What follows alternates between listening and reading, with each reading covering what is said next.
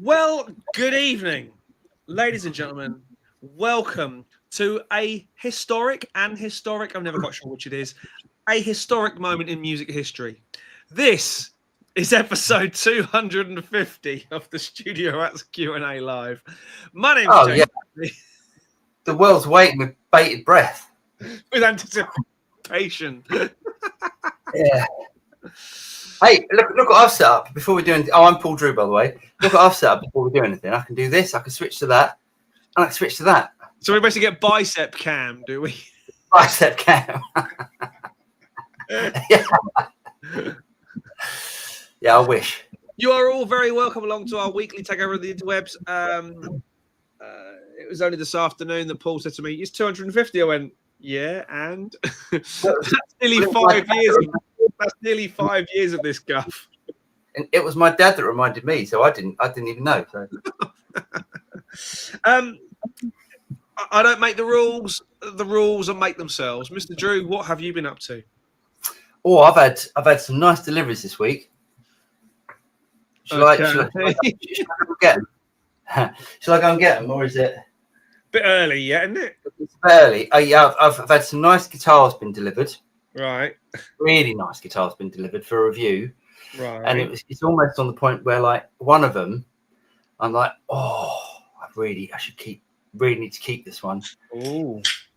So yeah, I don't think I'm going to be able to afford it, but it's a really good guitar. You have been forking out a couple of good guitars recently. Yeah, I know. I think this is the problem, that I haven't got the space or the available funds. I mean, you can always sell stuff, can't you? But I've got guitars to sell that I can sell, but I don't know. So anyway, we'll talk about that in a minute. Yes, it's all been quite busy. What was the video we did? We did the Digitech hammy pedal. The hammy pedal. That's a cracking pedal. Although we've got some, but it's very controversial. It's very divisive, should we say? Oh, and is that stupid comment of the week? The one I'm thinking. It is one of them. Yes. One. Oh, is there a few? Yeah, because that is. You've got multiple stupid comments of the week. Yes. Yeah. Some people. Well, actually, I can't say because we'll leave it to stupid comments. So you've got to stay to the end now to what to listen to what someone said. But it's very controversial, isn't it? And then I've just been making video. I'm trying to make videos, so I'm trying to stay ahead of the curve. There's a Boss Tube Amp Expander video coming out tomorrow that you and I did. Yep, that's a good video. Good product as well. Yeah. Anyway, what have you been up to? Much the same as you. Editing videos and all the normal stuff. Video coming out today for a new product. Well, a revamped product, really. The Exonic Airstep Katana EX version ready for Katana version 3. That's quite a cool thing. Quite good fun. It's difficult to demo something that doesn't always make a noise. You know, if you get an amp, it's easy to demo because you go, this is what it sounds like. When you just switch, you can switch on that amp to make it. Yes, you can use it to switch to make the amp make noises. That's about it, though, isn't it? Really. And then basically tidying everything up, trying to get some normal type studio work, get that sort of thing done, and then getting ready for my holiday, which I go on tomorrow. So yes. Lucky bugger. That's what I can say. Very jealous about that. Looking forward to it. 24 degrees currently in Menorca, so I'm looking forward to that very much. Mind you, that's pretty much what we've been having here, isn't it? Yeah. But it's always nice to go and see the little tropical fishes and stuff. Yes, all that sort of stuff. Ladies and gentlemen, I mean, it would seem foolish to continue to plough this furrow without the man mountain of the guitar world that is Vinnie the Axe. He's not even. Look, he's doing his text or something, or doing the lottery or something. So I was checking an email. Sorry. Wasn't even. Hold 1 second. You two chat. I need to go and deal with a small person. 1 second. Okay, you all right, mate? How's it going? Good. How are you? Yes, all good, all good. You must have bought something new this week. Actually, I did get something, but it wasn't expensive. Okay, And, come on, let's have a look at this. It's always good to look at Vinny's new gear. So, I've been wanting a chorus pedal. All right. I hate chorus pedals. Chorus is not an effect that I like, nor have I ever liked it. Really, in a sense, I think. Can I stop you there? Can I stop you there? How old are you? 50. Mate, rethink what you've just I said. know. I do like chorus pedals. That's the thing. You grew up listening to chorus on guitars on every single track. I know. So I think I was just buying the wrong ones over the years. I don't know what it was. So I was looking for a tri-chorus, but I didn't want to spend a lot of money because I didn't know if I was actually going to like it. Yeah. And I didn't need any stereo or anything crazy. So I actually picked up this little guy. Oh, is that a Keeley? Yeah. What's it called? Dino Roto. Never heard of that. Is that a new one? I think it's been out for a while, actually. It's about $125, $130, somewhere's in that zone. And it's not stereo, it doesn't have anything crazy, but I don't have my I'm gonna put on my everybody will laugh. I'm gonna put on my old man glasses so I can read the go ahead with the comments. Here we go. Oh, Jesus. Yeah, this is my old lady librarian glasses. So it's got tri-chorus, a rotary, and a roto flange kind of mix kind of thing. So it has a texture knob, your rate, your depth, and then it's level. But the only thing is that the level is not like a parallel level where like you can dial in a little bit of the effect into the signal. When you turn the level down, it does bring the volume signal down like an old school, just a regular standard level. That would be the only negative I would say, but it does have that 80s kind of Alex Lifeson kind of thing going on. So I kind of dig it. I think it's pretty cool. Nice. And since we talked last time with the pick guard. Oh yeah. I saw the video. Do you want to go and show everyone? Yeah. Let's have a look at this. Oh, see, that looks so much better, doesn't it? I think so. Doesn't that look better? I think so. Everybody's got their opinion on stuff, you know what I mean? But for me, I just think this looks like the absolute hotness.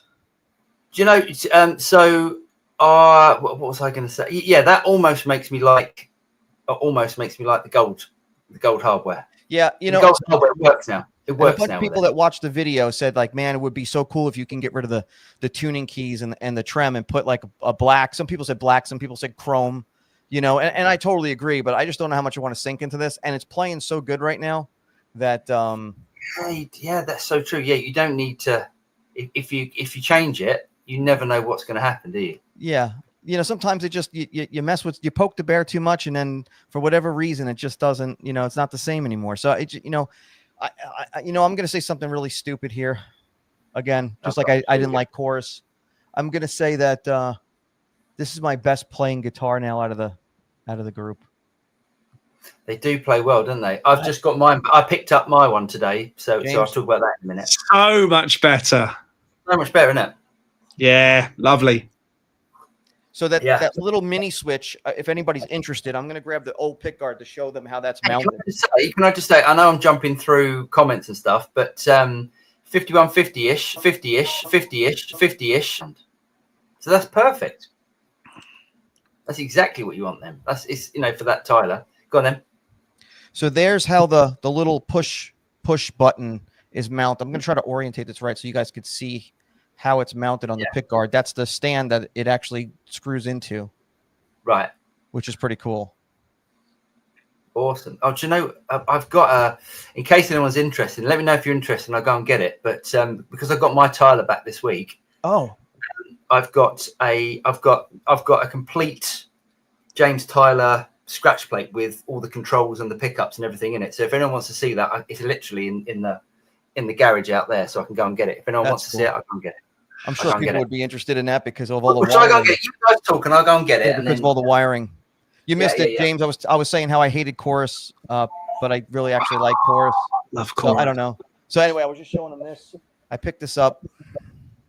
Nice. Yeah. So it's got that sound. It definitely has that 80s sound to it, which is probably why I think just buying standard chorus pedals years ago I would never like them. I think I could never dial in that tri-chorus kind of ish thing. Well, TC chorus, the TC chorus flange is just amazing. That's almost the de facto. You know, you haven't even got to work on it. It's a bit like the chorus on a JC 120. Yeah.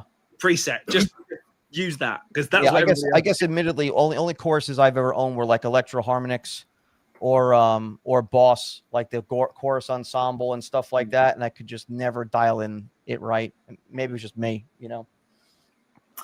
Should we do a couple of questions? Vinnie, you hanging around? If you want me to, I can. Yeah, you're more than welcome, mate. You're more than welcome. Al says, "Hey up, chaps. What's the goss? All right, mate. Hope you're well." Daniel Early, good evening, Rat Pack. Looking forward to a long holiday weekend with the fam den. Nice. Is it bank holiday this weekend? May bank holiday? Yes, it is, isn't it? It probably is. On Monday, end of May, or maybe that's next week. Anyway, next week, yeah. Anton, hi Rats and Chat. Hi Anton. Mr. Moxie, even gents, let's have it. Let's have it. Anton, any plans on doing a review of the new EHX Ocean's Abyss? So EHX don't send us anything. So I doubt it, although we have got it in the news. So we'll talk about that in the news because it looks great, doesn't it? And sounds great from the demo. Thomas Ross, hello from BC, Canada. Hi, Thomas. Thierry, he says, congratulations with the show. I bought 2 Cy Larry Carlton guitars and a Fender Player 2 online. The 3 guitars had nut problems. Do you fix your nut problems by yourself? Wow. All 3. Usually in private. Yeah. All 3 guitars had problems. It makes me wonder. That's quite unusual. I mean, I would say, yeah, you know, definitely 1, 2 be unusual, but. Ooh, are you is it Thierry? Thierry? Yeah, Thierry. Right. Thierry. Are you putting on a set of strings that's a way heavier gauge than what the nut is cut for? That could cause a lot of issues too. Yeah, definitely. Yeah.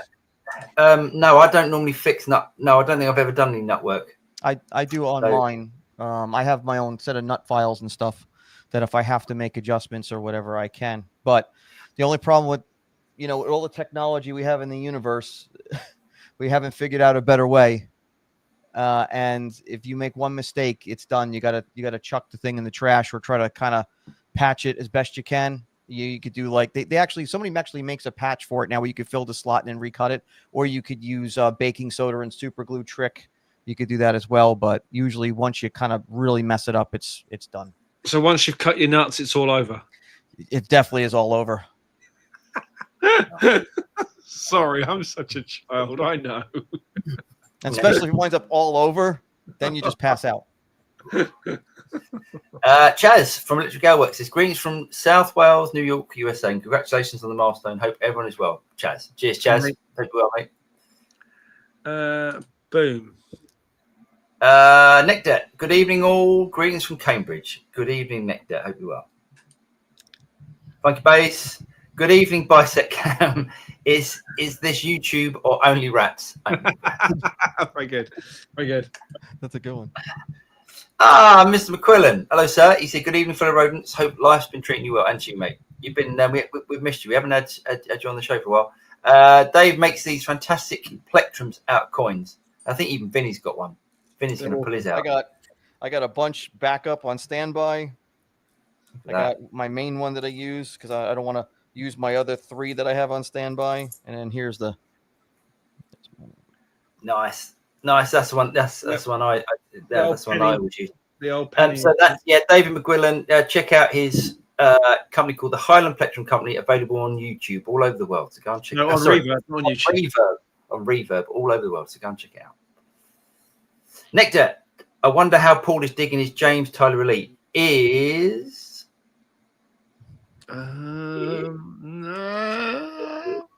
it's not there. No, okay. I'm digging it. There is.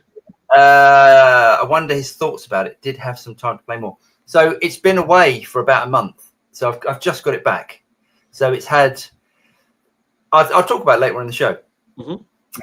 It's had it's not even the same guitar, to be honest. So yeah, we'll talk about that later. Wow. Farid, evening all evening, Farid. Graham Campbell, evening everyone. Evening, Graham. Vice Satchtrucci, warmest salutations from Nashville, gents. Hope life is treating everyone well. And you, mate. Pep, the sound of that hammer pedal is almost as enjoyable as both your heads nodding in mutual enthusiasm. I loved it. It's such a great. The thing is, it was like, I think James and myself were expecting it to be a bit of a shit show, because it's not really our thing, and it's and I was almost like, and I've heard some demos, and I didn't like the demos, and then we plugged it in and started doing stuff, and it's just like, this is brilliant.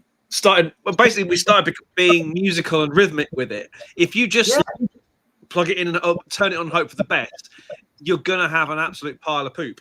But it was fun. I enjoyed it, and I hadn't actually. I enjoyed it for enjoyment's sake, not just because another pedal we've got to review. It was fun and fun. Yeah, it was fun.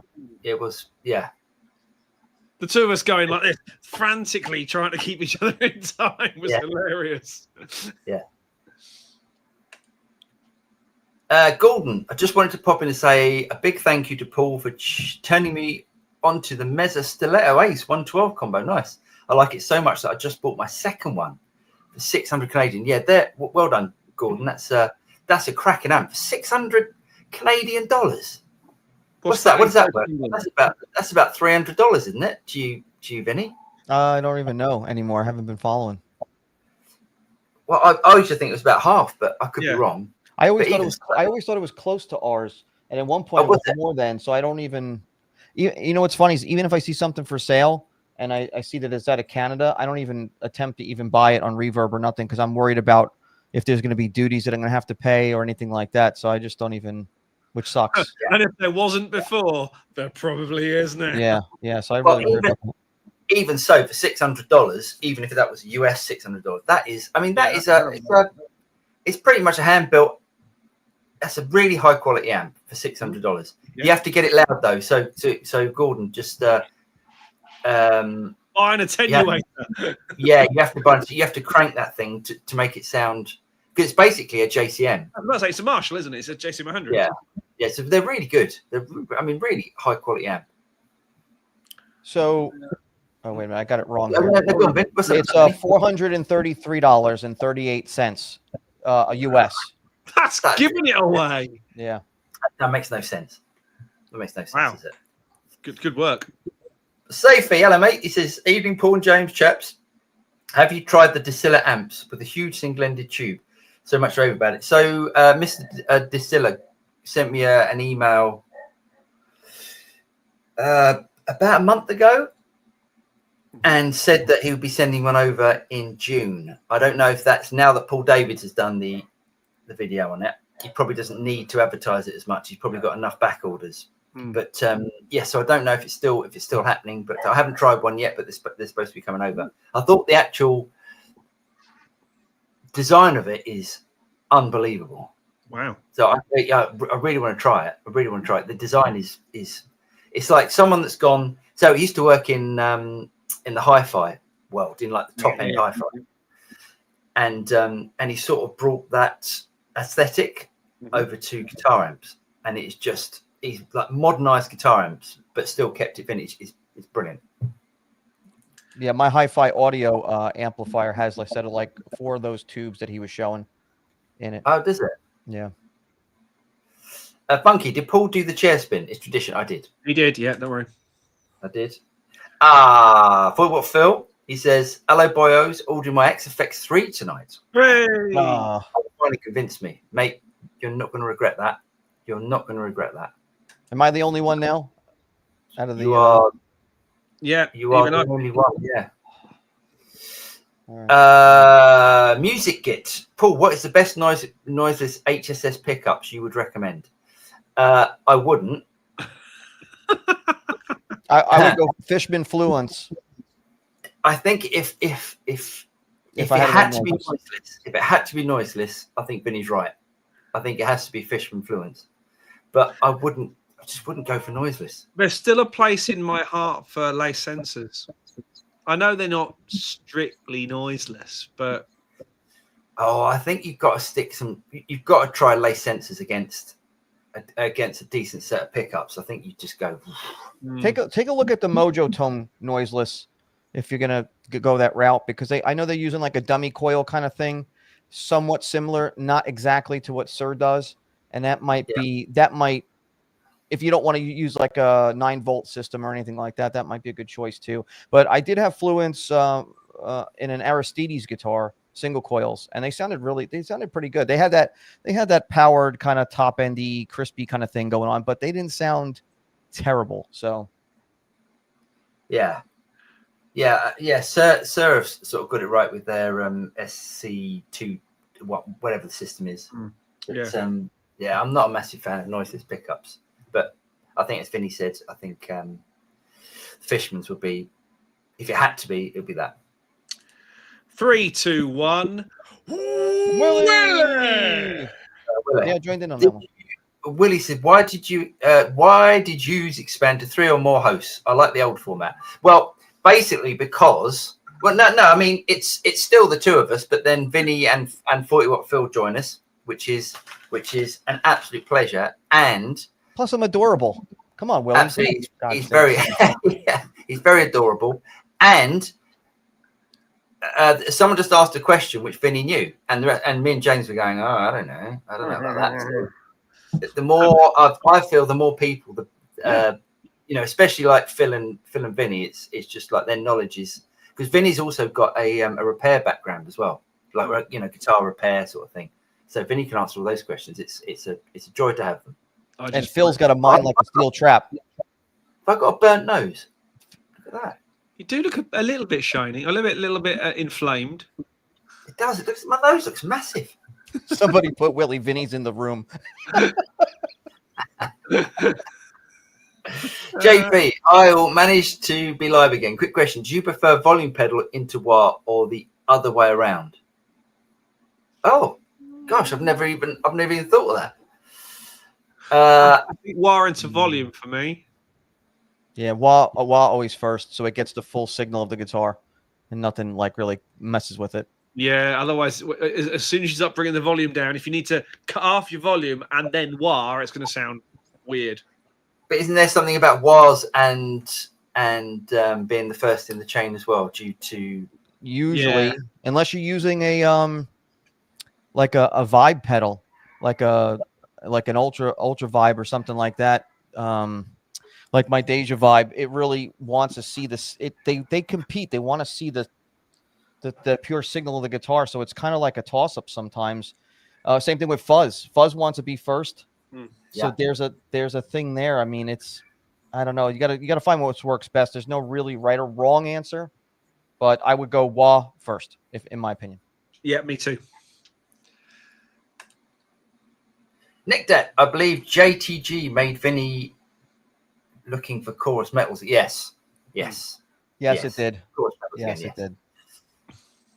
Not to mention, I watched the Rush concert the other night from like 1980 something, and I'm like, man, that sounds cool. Let me see. This is the problem. I love chorus and I love jazz guitar, but someone like John Scofield takes it too far because that's just a wobbly, horrible noise.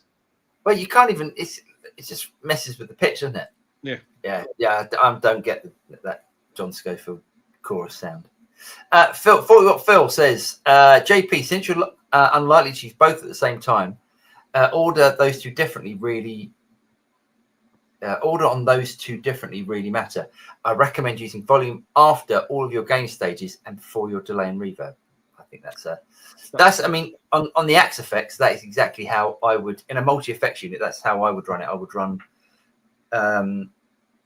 so all of the overdrives, compression into drives, into speaker, then there'll be the volume, and then the modulation effects and the chorus, the delay effects, delays, reverbs, etc. after that. Yeah, so when you bring back the volume, you don't lose. Not going to kill your trails out. Yeah, totally. Vice Trucci, yes, it's actually a law. You cannot own a James Tyler instrument without a chorus pedal. He's an awesome player, by the way. Who's that? Vi. He's Yeah. No, not the real. I'm talking Vi Trucci. He's Oh, really? Yeah, he's got a nice channel, and he's one hell of a Oh, player. I'll check out the channel. 5150-ish. Dino is their attempt at the Huff sound. Yes. Cheers, 5150. Yeah, I saw that and said it earlier. Thank you. All right. Sorry, I didn't know. Yeah. We know you can't type, Phil. It's all right. Neck debt. That looks classy, Vinny. Yeah. Jeff Green from Brisbane says, Jeff, on a slightly chilly Thursday morning, I hope that everyone's happy and well enough to click the like button. Cheers, Jeff. Yes, thank you, Jeff. Jeff always reminds us, give us a like because it really helps. Like you wouldn't believe. It doesn't cost you anything. Nothing's going to happen. Just give us a like and it helps. Oh, excuse me. Unless you don't like it. Well, then still hit don't like, but leave a snotty comment because snotty comments still count. Do they? JP, 40 watt. That's what I was thinking. Cheers for that. Yeah. Drew Schoenbeck. Hello, Rats. My tech says my Fender Tele neck is all twisted and I may have to replace the neck altogether. Have you ever dealt with something like this? Yes. I had a 50th anniversary Strat. And I bought it from Anderton's actually about, I don't know, maybe 15 years ago, something like that. And it had a twisted neck. Oh. And Fender, because I bought it from Anderton's and I bought it new, Fender replaced the neck. They sent Anderton's a new neck, and Anderton's let me keep the old neck, which I then had the frets taken off and straightened and, chamfered off to as best as they could. And then it was put on a different guitar. Yeah. And the guitar was a pile of crap when I sold it. Nice. Well done. Yeah. Any advice on that? Any advice on that? Yes, you can. If depends on how twisted it is and how high your frets are. Because, like we're not talking like a twisted neck like that. We're just talking like it's got a little twist in it somewhere. So if it's not too bad, if you go and get it plecked. So what a pleck machine would do is it can angle the frets. So it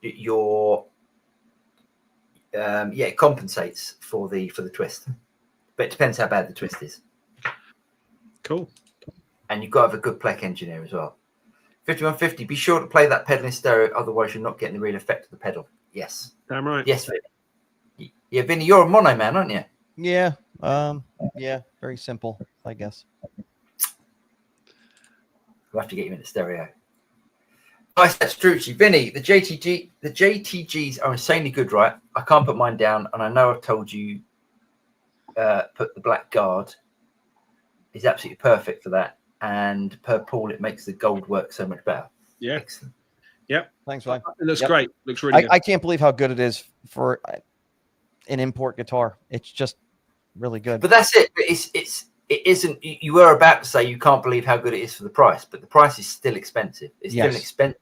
It's still an expensive guitar. But I'll put it up against anything I have here. That's pretty sad. I mean, it sounds sad, but the only one anomaly I fixed on the fretboard, it had a little bit of like a glue squeeze out, kind of like looks like somebody's fingerprints or something was there. And I tried to get it out with a fret eraser. It wouldn't work. And then as I kept putting oil on the fretboard, I was able to see it more clearly, the residue where the residue spots were. So I took a razor blade and scraped it just a little bit. And then I took 800 grit to 1,000 grit sandpaper, and I just sanded it, and it came right out. It was great. Awesome. Paul McKinnon, Fitness and Nutrition. Hello, fellas. Paul, you once said 1K was too much for an Epiphone. Do you still think that's the case given the new custom shop range that's just come out? They do look really good, don't they? I have one. I think it's awesome. It's probably one of the best playing Les Pauls I've ever owned. Sad to say. Do you think it's worth? Do you think you should be paying? Well, it's a stupid question. I was going to say, do you think you should be paying £1,000 for a Chinese guitar and you've got a JTG, which is more than that? So, yeah. I mean, the only thing is, for $1,000, it's got $500 worth of pickups in it. Yeah. No. Sure, but for $1,000, how much can you buy a second-hand Les Paul Standard for in the US? Probably like $1,700, maybe I would say, maybe $1,500. You talk about regular standard, maybe probably more than that now. Everything's kind of going. Oh, really? Yeah, you're looking at probably what, like $1,200 to $1,500 for a Les Paul Studio. Right. Really? Is it that much? Yeah, God, I would say so. Unless it's busted up real good. I don't know. I haven't been in the market in a little bit, but I'm just guessing. Yeah, I mean, so I'm looking on eBay, and yeah, okay. So maybe it's £1,500 for a Les Paul standard. The thing is, I would go buy the Les Paul standard over that. I mean, I just bought one of these because I had a gift card to a music store and for $250, and they gave me a deal on it, and I wound up walking away with the guitar for like $800. So that's the deal. Although as you said before, I did buy the James Tyler, the JTG guitar for quite a lot of money. Yeah. Yeah, I think a guitar's if it's a great guitar and you walk in. James and I played the Greenie over at Toman, and that was a cracking guitar, wasn't it? Really, really good guitar, to the point where I went, the thing that puts people off Epiphone is the headstock. It does me, and I own it. Yeah. Whereas the new headstock, that's the Gibson headstock, is phenomenal. No one would go and go, yeah, exactly. Yeah. See, Willie, that's why I'm here. I have the headstock. I'm here for the props. Yeah, I mean, maybe £1,000 now. But I just remember growing up with Epiphones, and they were 400 quid. If that, yeah. Well, my Sheraton was 400 quid. Well, it's hard the older you get. Like I remember when like a brand new USA Fender guitar was $799 retail. Yeah. So I mean, now look at them. Yeah, it's crazy, isn't it? So yeah. And again, the only reason why I jumped on this for everybody is I had a few Murphy Lab guitars, and I had the custom buckers in them because I've never owned a set of custom buckers, and I quickly fell in love with those pickups. I think they're absolutely fantastic. So when I saw that this came with it, I took a chance. I got it from Sweetwater, so if it sucked, I would just send it back. So it was like no risk really. But yeah, for those who haven't seen it before on the show, that's beauty. I think a beauty. That's great. That's not. Yeah, nice finish on that as well. Is it poly or is it nitro? It's a poly. It's a poly that they kind of do some kind of satinizing stuff with it to make it look like nitro. Now, there's a few people that popped up on my channel and said that they took everything off the entire guitar and they actually use polishing compound for like a car. Yeah. And they polished it, and it came out looking like actual nitro to them. You know what I mean? Because they took some material off and they shined it up just a little bit more to make it look more convincing. But but that's almost like the VOS finish that's what it's supposed to be. It's supposed to be a copy of it, is what it's supposed to be, but with poly. So okay. But the guitar plays extremely well. It stays in tune. It's stable. And it sounds great. So I don't know. I mean, yeah, I could see when people look at the price, like, Jesus, I could go buy but here's the deal though.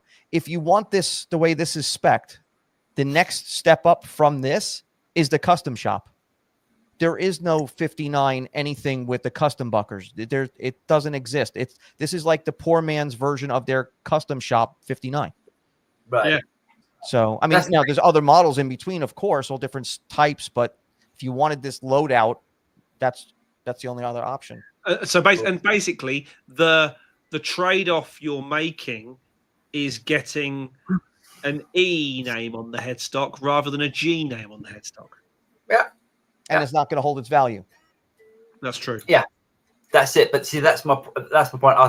I think if you could get a second-hand standard that I now know you can't for that sort of price, then I'd rather get second-hand standard because I know that's going to hold its price. Yeah. But anyway, moving on. Gochi Rondon, what's your Desert Island amp? Ooh. Good. I think I know what mine is. I think I've got it. Go on, Vinny. What's your Desert Island amp? You can go first. I've become an Amp 1, Blue Guitar Amp 1 fanboy. It's going to be the Blue Guitar amp. Yeah, I think the Blue Guitar, because it's really versatile. Brilliant. Which one have you got? You've got the Mercury. I got the Mercury edition, yeah. But I really like the vintage channel and the classic channel a lot. Yeah. Yeah, they're really good. They are really, really good. James? Matchless. Well, the independent. Yeah. That's a mind blowing. So as brilliant. The red plate's a very different amp. It's a brilliant amp, and I love it. But I think as an all rounder, if I could only have one amp, it's the Matchless. Yeah, mine would probably be.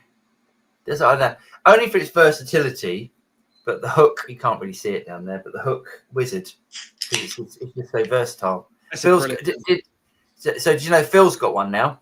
I thought what Phil's got one. So basically, he's going to copy your rig, where and the bastard will play better as well. He speaks very highly of you, also. No, he's great. I'm sorry, I didn't mean to cut you off. I was just going to say, you know what's funny is that you asked me what my Desile amp was, and I picked an amplifier that, cost-wise, on the used market is $500. Yeah, I could have picked anything, right? Like Matchless are just amazingly good. Magnetone, like I've had, and Victories, and all the stuff that I've had. Whatever it is that the sound of this thing to my ears sounds awesome. It's got that cool tube sag at such a low volume that it's just. Yeah, they are really good. Yeah, I need to get another one. Well, I'm looking forward to the Ampex. Me too. In 2037. I'm buying it. I don't care. Thomas said that by Guitar Summit this year, he promised. I mean, he's promised before, but we'll see. Chaz says the JC120 chorus is fantastic, super nice on road, and whirly keys also nice. Bogerman, I'm starting to appreciate the Tyler switching and enjoyed watching the second Dan Huff interview on the Vertex channel. Mason is turning into a Beato for session players. He's doing great interviews. I way prefer Mason's. Way more. Yeah. Sorry. Much more. Mason's humble. Mason comes across as he's really into it and he loves it. Beato knows his shiz. Yeah, he really knows his stuff. Yeah, no, Mason does a great job. Yeah, can't knock that at all. Not for in a heartbeat. And yeah, the session guys want to go to people who I genuinely think Mason will do brilliantly well because he does his homework. He's engaging, but enough of a fanboy for the person they're interviewing still to go, have that ego's the wrong word, but it's nice to throw something back a little bit. Yeah, I know what you're saying. You're tickling their balls a little bit, aren't you? Yeah, a little bit. Well, he doesn't overshadow the guest. Yeah, no, exactly. I think that's pretty cool. Yeah, he's great. Graham Campbell, the Nux Stageman floor acoustic preamp pedal I use has built-in chorus, handy for those Whitesnake ballads at cover gigs. Awesome. Is this love? I love that, a 1987 album. Yeah. Hey, that and I saw an interview about that, or I saw this sort of mini documentary about 1987. Mm-hmm. And I think the solo in that classic what is that, a Whitesnake song from that, the big hit from that album. Here I go again. Still in the Night. No, maybe it is This Love. Was actually Dan Huff that played that, because it was redone for the American market. Anyway. Oh, really? Yeah, there are two very different versions of that song that do the rounds. Yeah, and I think it's the slow ballad intro version, which I think is horrific, versus the big drums intro version, which I just love. But yeah, such great production on that. Gary Westcott, hi everyone, just got my JHS crayon pedal from America. Nice, really love it. What do you guys think about the pedal? I learned a 43 customs charge lesson. Yeah, they're good. It's a really versatile pedal. It's basically it's a preamp from, I think is it an SSL preamp or a Neve preamp? Anyway, it's from a console, if I recall. It's a console preamp, yeah, with you can put mics into it and stuff. Yeah, 43 pounds. I mean, it's great. Charge. Holy crap! That's nothing. The worst I ever had was when I bought the switcher, my KHE switcher, because they're from Switzerland. I got absolutely clobbered, and this is pre-Brexit. I got absolutely nailed. I think it was about 400 quid on customs charges. Can I just say, so I'm looking at the bottom comments because of the, like what we're talking about, and then people doing it. Pat R says John Sykes done all the solos. No, he didn't actually. John Sykes, I can't remember if they had a falling out or he was ill or something, and they wanted it redone for the American market or something like that. So no, even though you think it's John Sykes, it's not. Anyway, next one. unless I'm completely ill-informed. Jerry, just Alexa's 1046. What are we talking about here? Maybe that was the nut comment. Oh, the only thing I will say this about elixirs, sometimes, and this is just me in my experience, sometimes the coating on the elixir and whatever the nut material is made out of causes friction. Yeah. Take it for what it's worth. Try a conventional string and see what happens.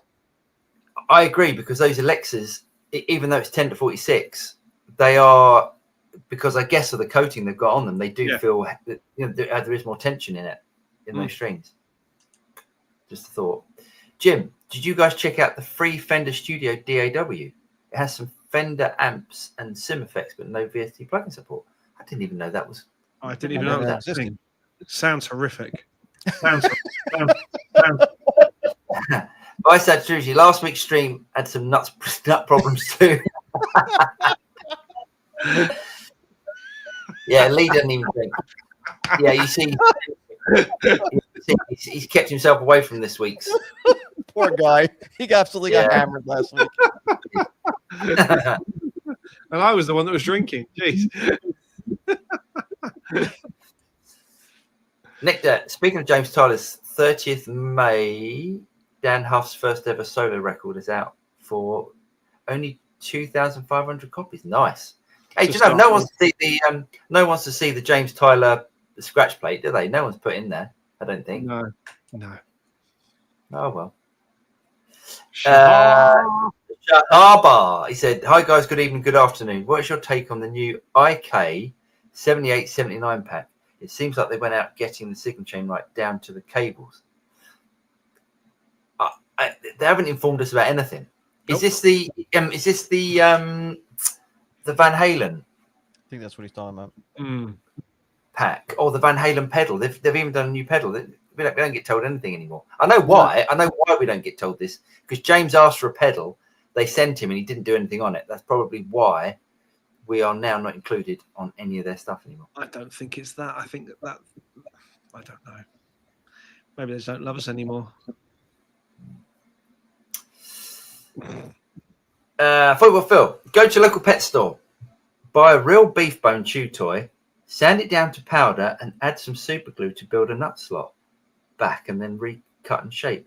That's grim, that isn't it? But that's a good idea, because it's better than baking soda. It's actually bone, right? Yeah, and it's dried out bone as well, as opposed to the stuff you get out of your beef joint, which is cooked out.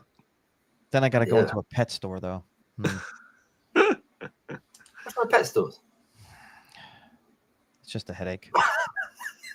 Especially when you go in with your kids. If I go in with my daughter, she wants every pet in the joint. And I'm like, no, we can't have a rabbit. No, we can't have a rat. No, we can't have a hamster.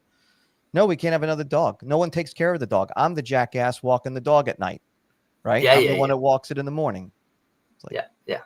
It's true. Anywho. Sorry, I was venting.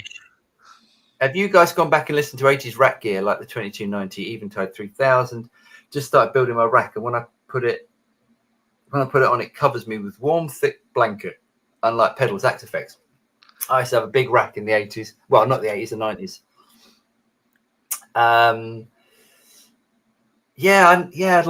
I'd like to start to get back into it again. I think that's probably the next. His next fad. Yeah, the next fad. Yes, exactly. 20. The problem at the moment is a 2290 is still brilliant, but 3 years ago you could pick up a 2290 for, still in three figures pounds. Yeah. Whereas now they're $4,000. Are they? Yeah. And they're not. Yeah, I mean, you know, you can go and buy the 2090 pedal and it'll be just as good. Even to 3000, great unit. Back in the day, amazing. You know, But it was need amazing. to be a rocket scientist to run the thing, and quite frankly, there's more power in an H90 now by a long way. The Eventide 3, the H3000 was an absolute nightmare. And as Jodie Foster proved, you can use them to contact alien life forms. Yes, she did do that. What film? That and 2 ADATs can be used to contact life forms. So good. That was so fun. Yeah, only us sort of studio nerds go, you know, you're nudging your wife at the cinema going, but see that there? And That's she an goes, effect. "That's up." Yeah. Jahaba, can Vinnie be considered a regular fixture of the show at this time? Is he officially a rat? Well, all of you lot are rats, I guess. Funny considering his background. Yeah. So yeah, I mean, the only thing is Vinnie was going for a job. Did you get the job? I had the interview yesterday, so we'll see what happens. Okay, so Vinnie might not be about Much for longer. future videos for much longer. So we'll see. But yes, I think he's officially a rat. Oh, thanks. I went and had that tattoo, so thank God you said that. Where? Yeah. Well, should I?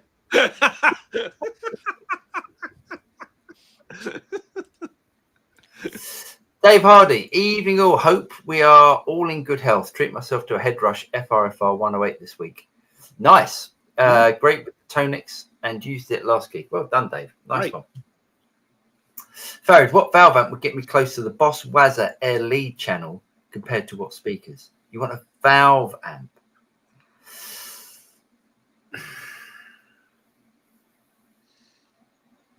The thing is, 5150? probably something like a 5150. The thing is, you're gonna have to crank it. And honestly, if you like that and you want it in an amp, just go and buy a Katana. Do you know what? The sound I was getting out of that Katana 50 this week for that X-Step Air Step video, I was sat here with the Katana 50 at a pleasant playing volume, and I was getting all that lovely feedbacky, squealy. Oh, it was absolutely awesome. You know, at bedroom volume. Yeah. Loving it. Going, hang on, why on earth does that lot live there? Yeah. So if he's asking, I mean, it depends on your budget as well. So if money's no object, probably something like a Soldano SLO would get you there. Sort of thing. 5150 liquid lead sort of sound, you know that? Yeah. If you really want a valve amp, yeah. Chaz says yes to lay sensor. Johnny Greenwood may be onto something. There we go. Basil, get a little hair on your chest and deal with a little upcycle hum. Hair on your chest. Oh, hair on your chest. Yeah, I think that's what he means. Upcycle hum. Yeah. Oh, hold on. My computer's now going. Oh. Willie Vinnie's in the room. Thanks, Basil. Blue Note. Evening, gents. Evening, Blue Note. Pet says, personally, I think the more the merrier. Even Lee's nuts are always welcome, as we know from last week. Yeah, Lee's plums still will make another.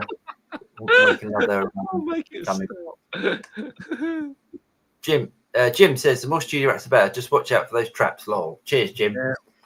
Hey, listen, I'm going to do it. I want to show this scratch plate. I've got it out. I had to go and dig it out. So I'm going to show it. Yeah, if no one wants to watch it. So, right, this is the American Tyler scratch plate with bits and pieces on it. So I'll show you the back of it, Vin. Wow, there's a lot going on there. Let me see if I can focus. Actually, if I switch, use bicep cam. I'll switch to that camera. No, switch back. Do again. Sorry, that one. There we go. There we go.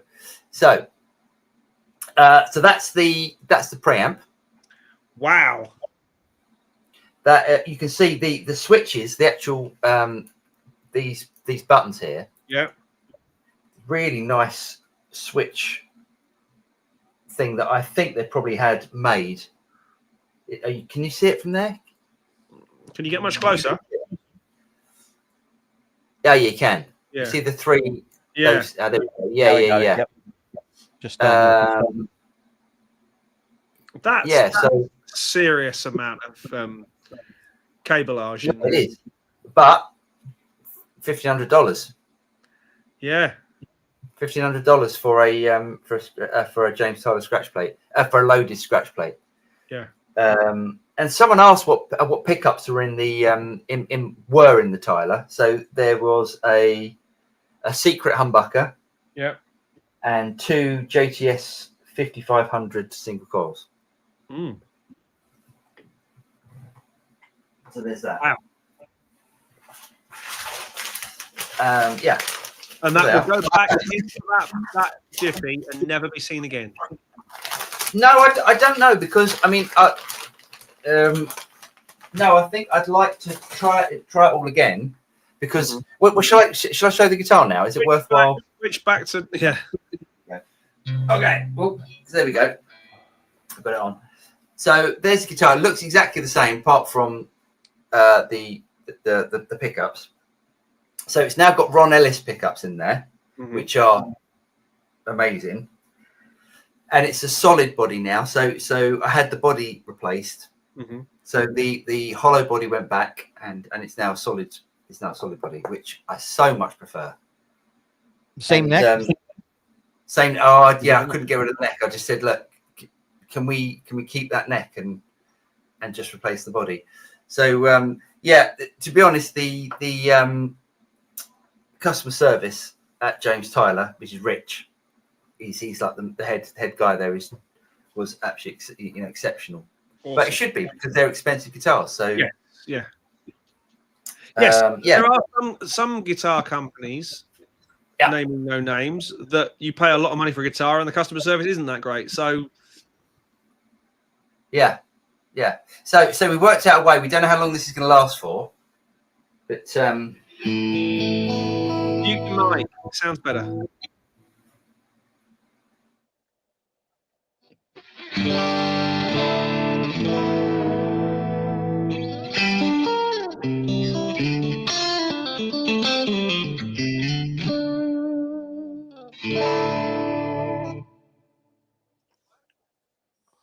Did it work?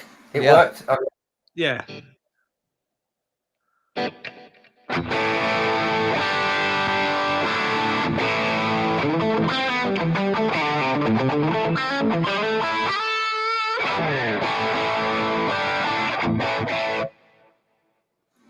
Did that work? It did. Hey, we got it to work for once. It sounds cool. I don't have the American one, which I would like one, but you know how like they have that slogan, if you don't know, or if you know, you know, right? Yeah. And well, I know how expensive they are, but and like Vi Trucci will back me up on this, because he just posted that before. I will say, man, that I haven't had a guitar that sounds like the Tyler. Like all the guitars in the room cannot sound like the Tyler. It's like really weird. It's a really weird phenomenon. And I guess it has something to do with how they do their pickups and that preamp system that they've come up with.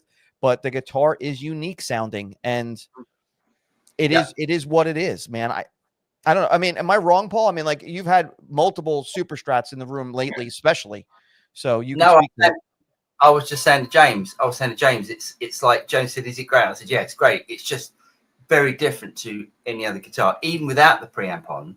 Right. I feel like it's because I'm quite used to sort of vintage sounding guitars like Strats and Tellers and even like the Sir and stuff. It's still got vintage sound. This sounds completely different. It's got that glass. It's got a high fidelity kind of thing going on with it, right?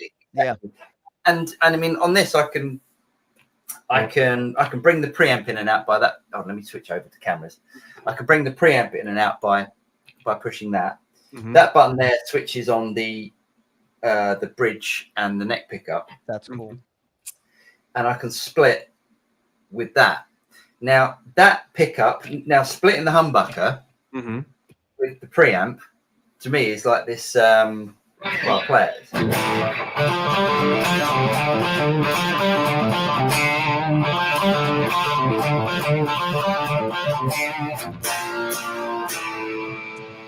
Yeah, he broke the rule. He played for more than 3 bars, and as soon as he played for more than 3 bars, some kind of compressor thing comes in and goes, "No, you will not have fun." Yeah. Congrats, So, man. It looks killer. Looks killer. Yeah, I'm really pleased. I mean, they are just so different to anything else. So if you're used to vintage guitars, you've got to rethink, like even settings and stuff on an amp and stuff. It's just right. But they're great. And I was the first one to be like, wanted to buy USA, wanted to try. When I'm seeing the prices, I'm like, come on, man. If you know what? It's a bolt-on guitar. How the hell could it be any different than any other damn thing out there? But I will concede it is different. It's different. Yeah, they are different. Beautiful thing. Lovely. Blue Note, have you guys heard about his Cox cases? Yes. What's happened? Was it in the news? Oh, I see. Have we heard about? Or has something happened to the brand? I thought it was asking. Have you heard of? Yeah, all my guitars have got Hiscox cases nearly. Yeah, certainly the ones that you saw. Yeah, top end cases. Yeah, Fra M. Yeah, let us know if there's something that's happened. Let us know. Fra M, your Tonex 5150 pack is great. What's needed for the next big IK pedal update, i.e., add overdrive pedals into the chain?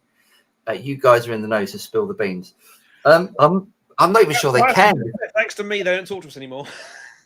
Yeah, we're thinking it's James's fault. If they've got the thing is they used up all the DSP. They didn't think they had any DSP to put in delay, and I can't remember what the other effect was. They didn't think they had, but they managed to do it. So if they've got any more processing, I guess they could, but I don't. I think there needs to be. They've got Tonex. They've got Tonex 1. There needs to be a bigger one that's got more processing, more foot control, and just more. Almost like an amplitude pedal. Yeah. With Tonex in it. Yeah. I think that would make a lot of sense. But we don't know. If I've just guessed a product that's coming tomorrow, then we didn't know about it. Yeah, we don't know about it. Beyond Summer, are there any wah pedal that has auto wah and regular wah all in one? Ooh. I've never seen one. There must be one. I mean, it's the sort of thing that any multi effects would do, wouldn't it? Like, there's that and that. Don't know, but that's a good. We'll do some research on that Beyond Summer. Yeah. Vice Trucci, Vinnie, brother, you're too kind, sir. Thank you. Well, I'll get you that $20 later. Venmo, good. From you, that's a huge compliment, my friend. Nice. Oh, lovely. Cheers.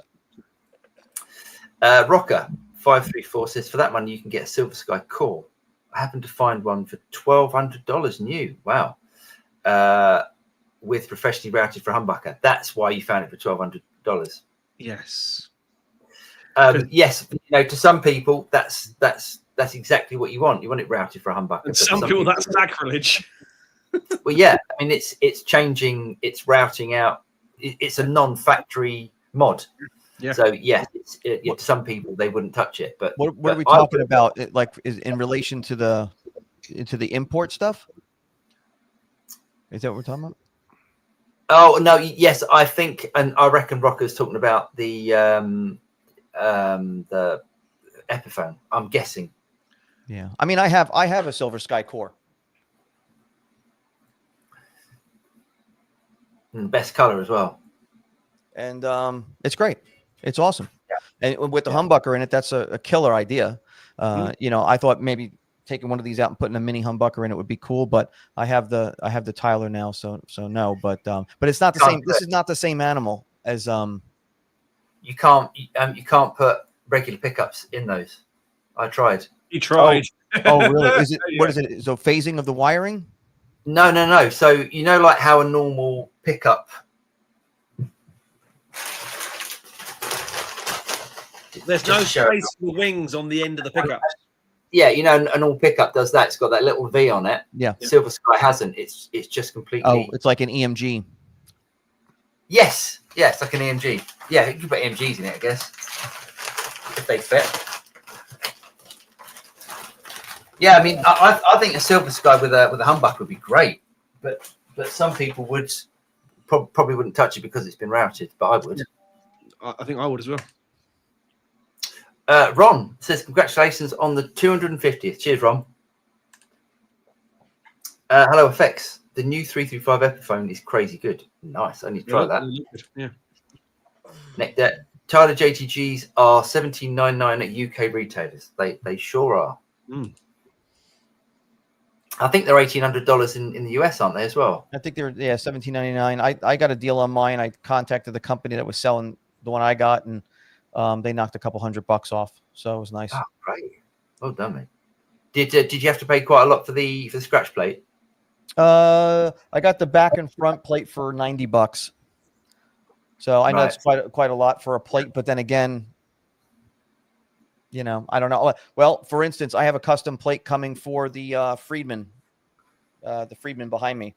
Oh, cool. I don't like that plate I put on there, so I have a partial one coming from another company, and that's going to be about $65 for a custom plate. So nice.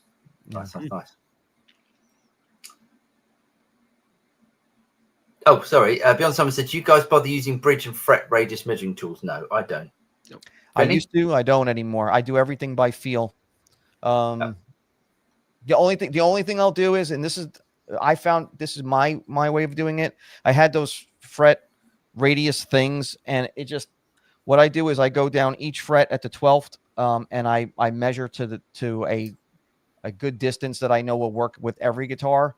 And so let's say I go to that 12th fret and I go 3/64 off that high E. I do that all the way across the whole radius for each string, and then I work from there. So if I know that the guitar can take 2/64 gradually going up to 3/64 to the low E, I'll do that. It all depends on the guitar as well, but I got away from using all those radius tools because they kind of mess with you. You know, sometimes the way the guitar is, you know, like one guy said his neck had a twist in it. There's little imperfections in these necks that if you just can't just go by that one thing. So I do each measurement off the top of the 12th fret all the way across. I found that that's the easiest way. And then I play by feel after that, or just by feel. Nice. Gym class. Is it just me, or is the Yamaha RevStar standard with P90s severely underrated? I've never tried one, but yes, I think I mean, you know, Chris Bucks must have brought them into the limelight. Oh, Stacey as well is a massive fan. No, that's an SG, mate. That's a different. Is it not SG? No. I had the RevStar when it first came out. It was a good guitar. Right? No, SG is a 70s design. Right. I still use them in the 80s. They might even still make them. I don't know. But fully mahogany is basically Yamaha's. It's basically Yamaha's Les Paul. Right. Far too heavy. The RevStar is a similar sort of shape, but it's a flat top, modern thing. Hollywood. Good evening, all. Hope you're well. Longer evenings in the UK is great, but I forget the time. Yes, it's great to have the longer evenings, isn't it? Yeah, it's great. still light out, which is fantastic. So good. Is it? It's still light. I've got my blinds down. Beyond Summer, what's the trick using fuzz as a rhythm and then lead? Oh, your volume control. Yeah. On your guitar.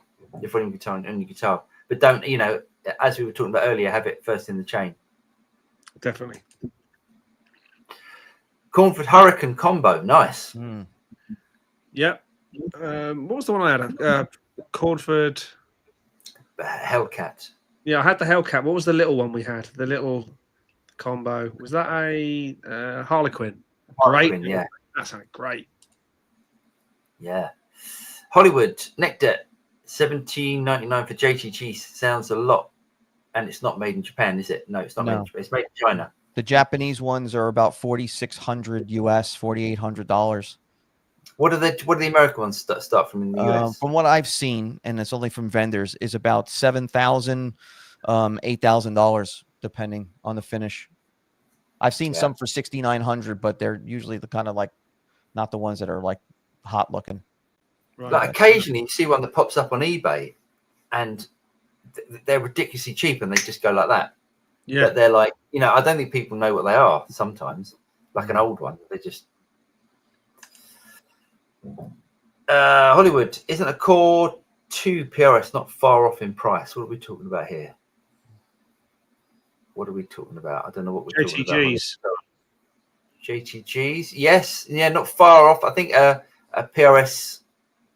I mean, a Core depends what you mean. I mean, if you mean like a bolt-on, like a Silver Sky or a Fiore, no, you're still talking about 2,500, aren't you, Vin? Yeah, yeah, they were $2,400 if you're retail. I mean, you can get them secondhand cheaper. Yeah, you can get them close. But again, if we're talking the JTG versus let's put it this way: if somebody said, "Hey, Vin, you're in a band, we need you to play," and I would take the JTG out before I would take out the Paul Reed Smith any day of the week, because it's more versatile to me, and the neck is more comfortable and the radius is more favorable. Yeah, definitely the radius, in my opinion. Yeah, completely. I agree with you. The radius. Beyond Summer, do you guys use your volume and tone knobs on the guitar? Only on the Strat. Believe it or not, yeah, just on a Strat. Everything else. Tone, I don't think I ever use. Volume, I use on most things. You use volume on your Les Paul because you use it to wind the if you put two pickups together, certainly on a 335. You use one to brighten or darken the sound of the other. Yeah. I think I only ever use tone control on a Strat though. Right. Okay. Yeah, I don't think I ever use tone control. Don't you? On a Strat, because if your amp set up for I don't know any other guitar, it's like if you plug a Strat and you just go on that bridge pickup. So you wind back the bridge pickup if it's modern wired, and then you can just wind it back to 6, 7 or whatever like that, and it's great. Yes, most of the time my Strat pickups are wound back on the bridge. Hollywood says, yeah, Mason from Vertex really knows his discography and music. Plus, he lets the guests speak slow to tell their stories. Yeah, he's really good at it. He's really good at interviews. Plus, he has a gently manner. He does. Yeah, I don't know what's happening with Vertex Effects because you don't really see him do much, you know, big up his own pedals and stuff anymore. I don't know, you know, if he's still doing that or if he's, you know, just. I was looking at their pedal boards the other day. I was thinking about getting one of them with an upper tier on it, but they're a little pricey. So, and they are pricey. You know, the pedals are great. I've got a couple of his Dumble pedals, really good. Neck Debt, Hollywood actress agreed. This is made in China. One's Japan for around 3,500. American ones, 6,000 above mostly. Yeah. Where's Lee in his package?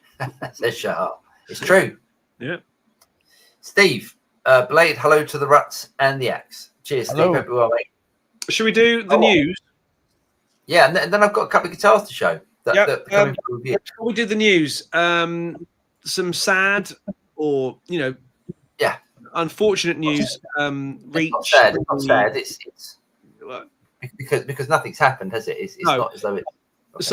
So many of you will know Mixbus TV, David Ganozzi, who we have ribbed royally in the past. In a nice way. Absolutely. Some news came out last week that David's fiancée, Bella Kelly, artist in her own right, has been taken very seriously ill, has been in hospital for some time.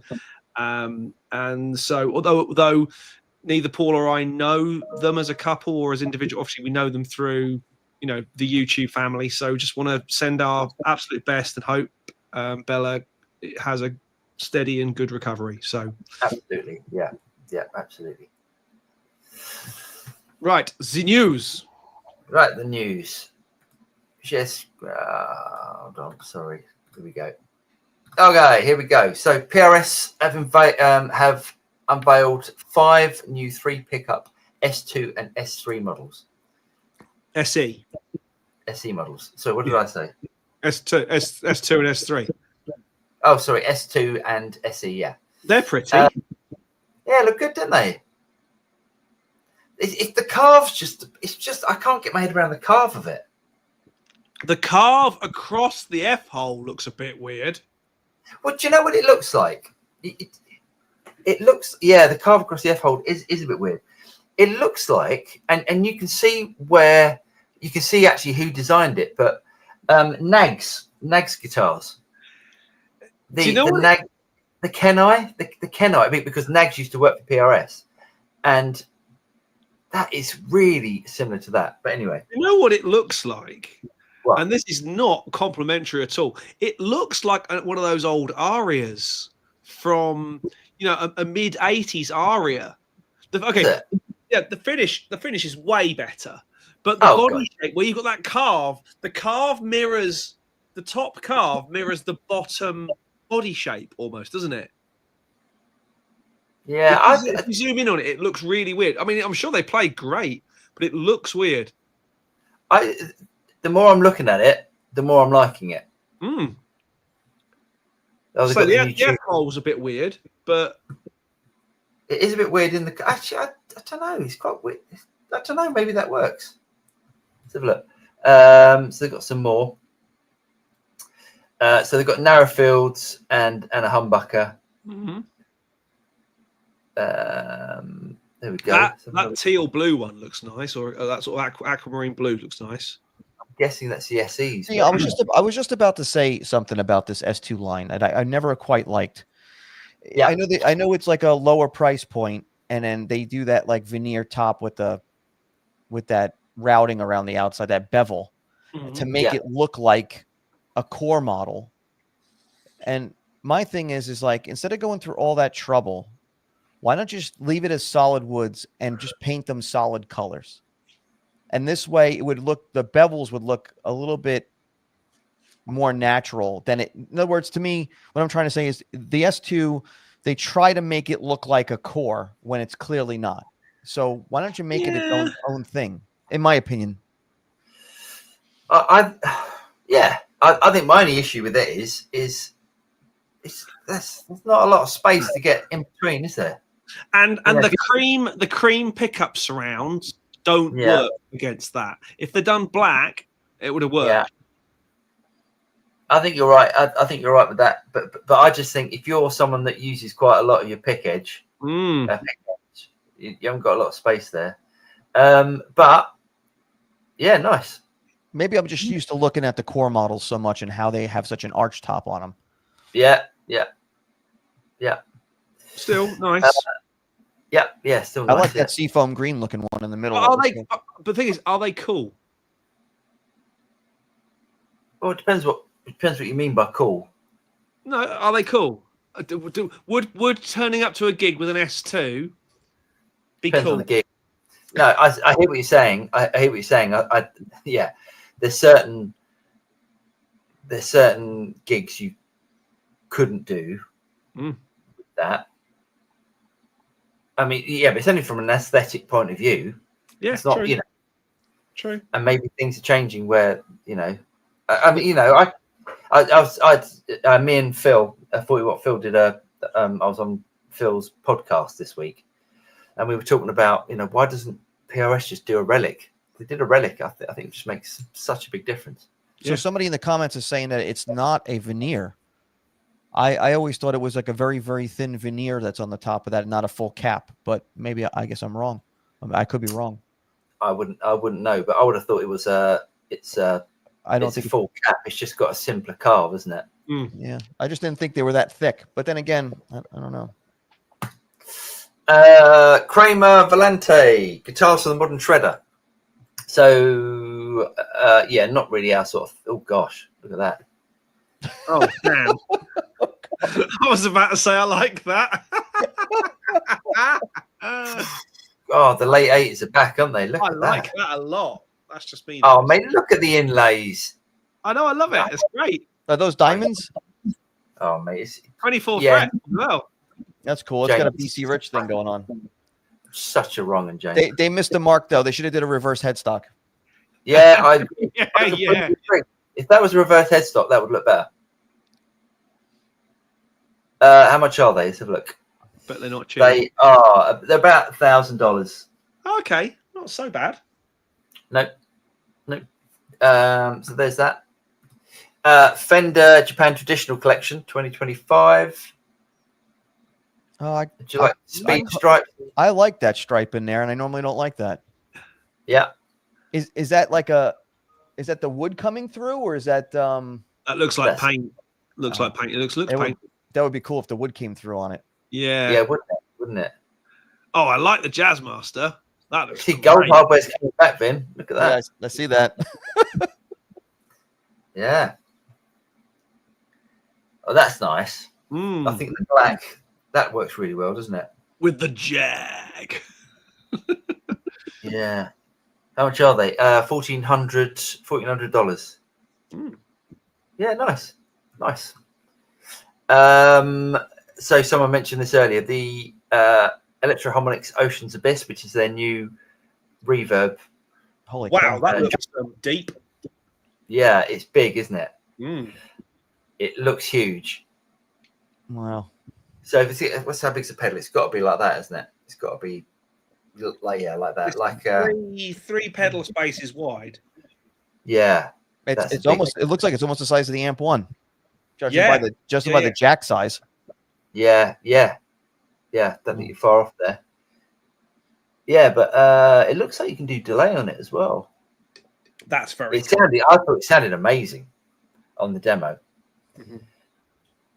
Yeah, it's a big old lump, isn't it? Wow. So we've got stereo in, stereo out, expression. That's going to be cool. It's about $500. Nice. That's not bad. Yeah. And that's it. That's me done. Cool. That's me done. Can I talk about the guitars yet? Yeah, do it. Okay, so Friedman sent over a couple of guitars for review. Oh, you lucky dog. Yeah, look at this. So we got. Oh, me like that. I like that. Isn't that cool, isn't it? That is cool. And the tortoise pickguard looks awesome on it. Doesn't it just? It works really, really well, doesn't it? So, and the Relickin's great. So now it's done by Rock and Roll Relics. They're made by Rock and Roll Relics now, as opposed to Grover Jackson. I should have never sold my Rock and Roll Relics guitar. That was a kick-ass guitar. I thought that was it looked like a great guitar. That. So we've got that one there, and then the controversial one. I can't get it. Oh, that's really nice. Yeah, it's really nice guitar. Controversial one. I'm gonna try and I'm gonna do a Vinnie. I love that. Oh, it's sparkly. I think that So looks great. It's such a great guitar. I like it. Yeah, it's a really I've never seen. Hold on, let me switch cams. There we go. We do that, can't we? You can see that looks great. That needs a black pickguard and one humbucker only, one volume. Yeah, but it's such a great guitar, and I worked out that I always get comments on my black Strat on what are the pickups in that black Strat. These are the closest sounding pickups to that black Strat. Oh, Freeman makes, in my opinion, some of the best pickups. I don't know if they're the same recipe as what Grover Jackson was making, but I had a GJ2, as a matter of fact, from Grover Jackson. I shouldn't have sold that either. That was a great pickups in there. Yeah, they're great. Yeah. So the review for this one's coming on Monday, I think. I like the wear on that. I like how they didn't go too crazy on the fretboard. It's just around that cowboy court area. Looks like awesome. That looks cool. So Paul's done that in about 4 days. Yeah, it looks like someone just played A chord. Someone just plays an A. Now you got carpal tunnel. An A and a G. Lovely. Yeah, it's cool, nice. Looks good. Did I show you the aluminium guitar last week? No.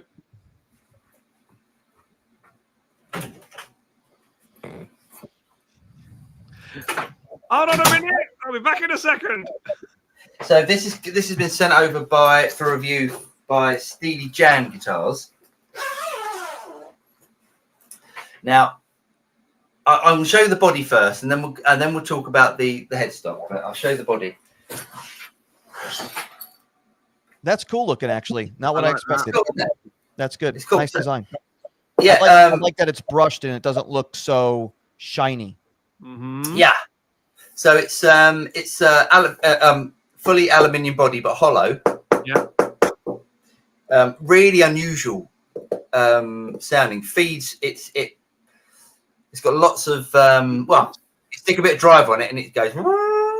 So it's hard to control in a good way. Right. But yeah, really interesting. The only thing for me. Oh! Did you break it? Yeah. It looked But like I got caught in the door jam. But to there, you go, oh, this is, and then I know the headstock. Yeah, headstock needs a bit of work, but great, a really interesting guitar. Mm. But a review for that one coming fairly shortly. Cool. Here we go. Now, in the nicest possible way, I want to get on with it tonight because I've got to get up at 4 o'clock. Oh, sorry, Jane. Yeah. It's you pushing. It's you pushing this time. Bogeyman, Huff did a radio version of the song for the American market. There we go. Vandenberg was the best in my opinion. There we go. Cheers, Bogeyman. Thanks for the heads up for the update. Yeah. Rich Paul, hello mate. He says, "Hi guys, I see Vertex interviewed Huff again. What a player and tone. He's definitely having a resurgence. Yeah, he's just great, isn't he?" Dan Huff on the solo of Here I Go Again. Sykes done all the others. There we go.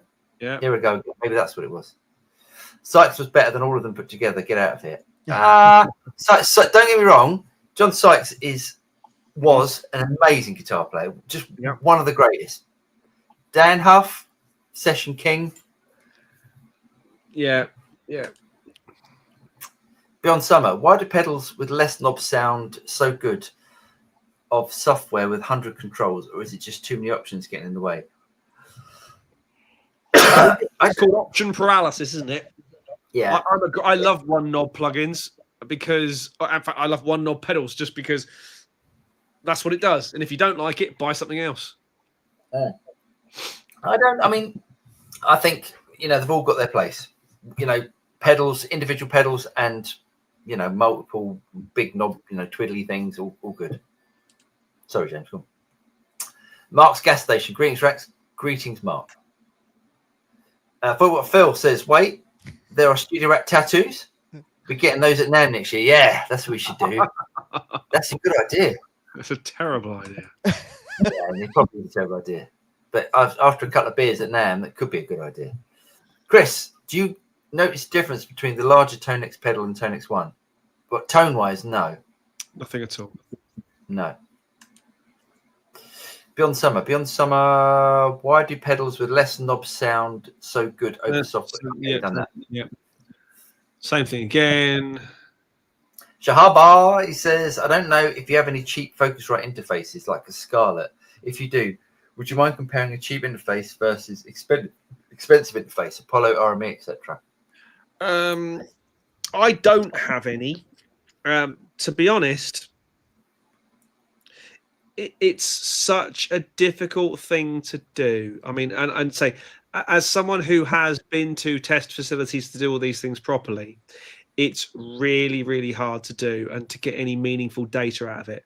There is a thing, and I can't remember what the actual tool is called, that all these manufacturers use, this one particular test bed system. And I commandeered one for a few days. And the truth of the matter is they're all good. Even the Scarletts and the 2i2, all the baby stuff, is totally usable when you consider what the Beatles made Sgt. Pepper on. Exactly. Audio quality is not the limiting factor anymore. Yes, do I think that the Apollos and the Antelope stuff sounds better than a Focusrite Scarlett 2i2? Of course I do. Otherwise, I wouldn't have spent all that money, nor would Paul. But it's a really difficult one to, you can do a review of the features and the functionality and the usability, but it's very difficult to actually produce any actual meaningful numeric data. So personally, I'm steering well clear of that one. Stephen James, congrats on 250 shows. Keep rocking from Brisbane, Australia. Cheers, Stephen. We'll do our best. Blank, nobody. We need to do more discourage ladies from playing. We need to do more to discourage ladies from playing music. No, I think we're doing pretty well on our own. Talking about No, we don't. We need to get more. We need to get more ladies playing music, without doubt. both sides of the glass, please, as well. I'm sure he's messing about. Yeah. Graham says Steve Cassidy guitar, welcome. Marcelo says, what's going on? Why are everybody so serious? Are they? Nobody's serious here. Have you seen our show? Definitely not. Beyond Summer, are Gibson's and Strats the number 1 and 2? And what are the top 5 guitars? Yeah, Gibson, I'd say if you're talking about, what, you're talking about sales or desirability, or I would say Gibson and Fender are number 1 and 2. Number 1 and number 2, or number 2 and number 1, depending on your personal preference and whatever guitar you're enjoying playing at the time. What would you say the next 3? PRS, obviously. PRS, Music Man. That's a Music Man. Music Man? Really? Well, I know that there was a statistic at one time, several years ago, that the John Petrucci guitar was the number 1 signature selling guitar under the Les Paul, which is kind of probably Ibanez after in there somewhere. I would have said Ibanez after PRS. Okay. As in popularity. So what we've got one more. Well, that's well, no, that's 5, isn't it? Sir, maybe. No, but that's so Fender, Gibson, PRS, Ibanez, and Music Man. That's your 5. Yeah. Okay, there we go. Yeah, that would be where I'd pitch it. I don't think Music Man of that. I mean, apart from the the signature model, their Sterling line is quite popular. Yeah, and they're again the cheaper stuff is really good. Blue Note, they're closing permanently. Oh, Hiscox. Hiscox. Oh no. I mean, they could have chosen a better name. The thing is, I'd say I hope they were insured, but no one would get that joke. Yeah, very good. Yeah, I think that's a British thing. I think it's a British thing. Yeah. That is a shame. That is a shame. Hollywood actress Farid for Waza Air Lead 5150 Tremonti 15 amp, or go for Blue Iridium Black high gain amp in a pedal style, even IRX free. Nice. The Tremonti 15 is not a bad idea. The MT15 is a great little amp. I had the little 5150 3 lunchbox head. That was a cool little amp too. Yeah. Just too much gain. I hate to say it. Yeah, so much gain. Nectar, thanks, Paul. Congrats. Glad you got it the way you like it. Now, having said that, I wonder your most played guitar, if there's any, something you gravitate towards more. At the moment, it's probably the Sir. But, I mean, my Strat is always the one that I would normally pick up to do sort of, it's really versatile. The only guitar that you've still got since I've known you is the Esquire. Yeah, that's true. Yeah, we'll never get to that. Hollywood, what? $1,500 for a loaded scratch plate? I hope that shielding's made of gold. Yeah, yeah. I mean, it's Tyler. It's like, it's like Ferrari, right? Like when you're looking at, exactly. Yeah. Al, Paul, are you going to the Oxfordshire? Al says, are you going to the Oxfordshire show on Sunday? Well, I hear they've got some dodgy interviews going on. They have. So Al's doing one. Yeah, I know. That's why I said it. So I've got friends over on Saturday. We've got a music festival here, which we're going. Depends on what time they go. I might come. Depends on what time they leave. And how much worse for wear he is the following morning. Yeah, and also, Al, what time is your interview, and I'll come after that. Right, there's a certain amount of their chatting amongst themselves.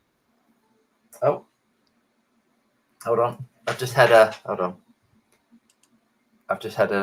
an email from someone that just might be worth talking about. Let me just have a quick read of the email. Oh, there we go. Okay, so I've got Ron Ellis on the phone from Ron Ellis Pickups, the man himself, and he said he just listened to our live broadcast. We actually make a drop-in set of Silver Sky pickups for the core model. We're actually selling a lot of these. I have a Silver Sky that's amazing with the 64 drop-in set. So those Tyler, the pickups that I've got, these single coils. I haven't messaged Ron yet. These are incredible. The single coils are absolutely incredible. So if they do those to put in a Silver Sky, I would highly recommend it. Awesome. Ron, I'm going to be getting on to doing a video over the next couple of weeks about the guitar if you're still about. Cool. But the pickup sound outstanding. Vice Satchitrucci, this has also wire in one device. Vox V83863CA custom audio. Okay, so custom audio, as in Sir, auto wire guitar pedal. Is that Very right? cool. Is it Vox and custom audio? No, I just think it's custom auto wah. Oh, okay. Sorry. So it's a Vox. Okay. God, that name's doing me in. I think you were thinking of the custom audio Bradshaw thing that Dunlop Crybaby does. Yeah. That's Bradshaw. That's Bradshaw and Sir, isn't it? Yes. Hollywood. Paul, how is the balance of the guitar with a solid body? I did think your hollow body JT guitar had neck dive, which is not great for a custom shop axe. I agree. That's one of the reasons why I swapped it over for a solid body, and it's yeah. I mean, it dips a little bit. No, it doesn't. There we go. It doesn't dip at all. Is it going? No, it's really balanced. It's incredibly balanced. I love the color combo you went with. I think that looks killer. Well, yeah, because I wasn't much of a fan at the time of all those weird, the weird paint finishes. I do like the Vice smear. Yeah, you like Vice? The Vice smear, I like. I think it looks cool. I think it looks cool with a black headstock with the logo colors to match the body. I think that looks kind of cool. With a black pickguard would look cool. I like the Burning Water is one I like. And I'm almost like, well, maybe I should have gone for Burning Water, but I've seen the Burning Water. Well, not Burning Water, but something that looked like it with purple, like a purple smear or something. Yeah, and that looked pretty cool too. Yeah, nice. James, good evening from Glasgow. Our first time here. Cheers, James. You're very welcome. Rocker, yes. Right, there's more chatting about themselves. Graham says, I want to replace the bridge pickup in my G&L Legacy like an SSS Strat for something a bit beefier but not too hot. Any suggestions? He wants to replace the bridge pickup in his G&L Legacy. Oh, okay. So that hasn't got the weird G&L pickups in it. So it's just single. Something beefier and not too hot. I mean, depends on your price range. Yeah.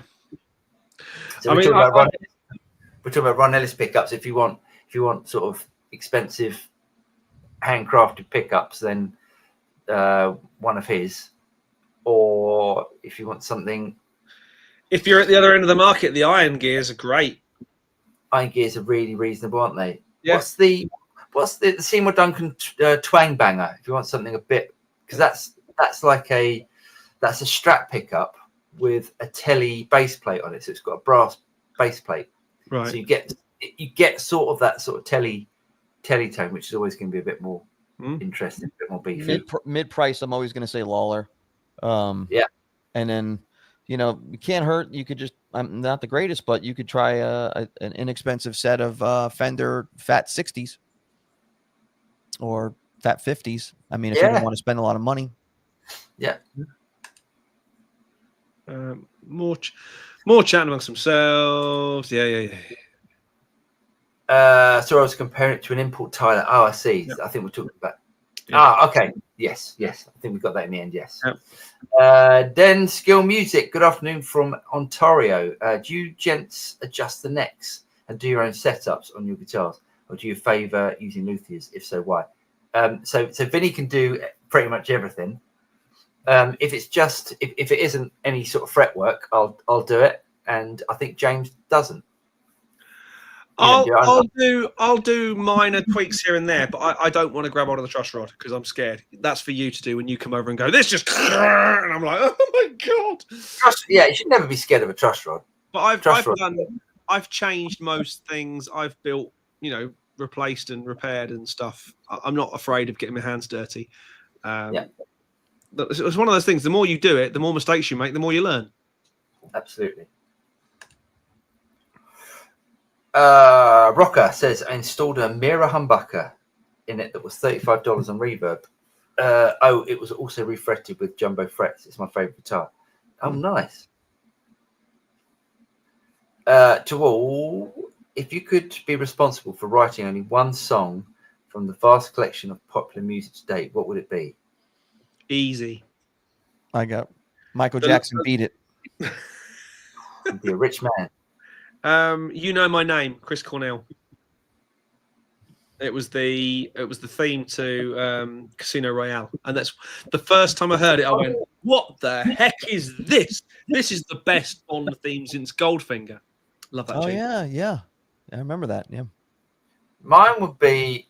It's a little bit cheesy, but I think it's such a great song. Is Iris? Oh, genius song. Because just the whole of the arrangement is. It's beautiful. I was going for money. You can't second guess it either. Yeah. You guys are going for musical competition. I was going for the freaking yacht. Well, I think Iris has definitely made him a good few million. Yes. Jonathan, what would you guys recommend for guitars between $500 and $1,000?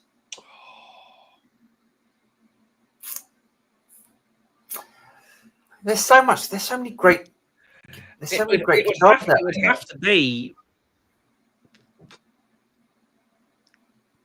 realistically a Harley Benton, something like that, because they make great guitars and they're less money than that. It's hard. I would say the DGT PRS SE guitar.